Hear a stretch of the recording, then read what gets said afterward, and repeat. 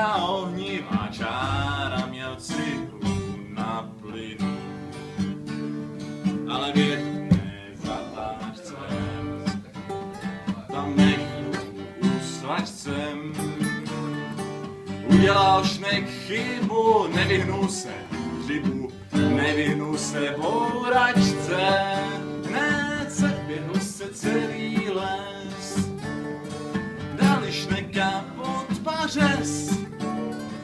Ta v tom lesním stínu, jestli nezahynul, tak leží ještě dnes, kdyby ho užil vůz.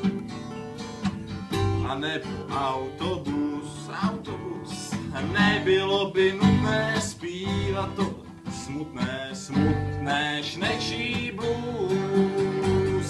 Nebylo by nutné zpívat tohle smutné šnečí blues.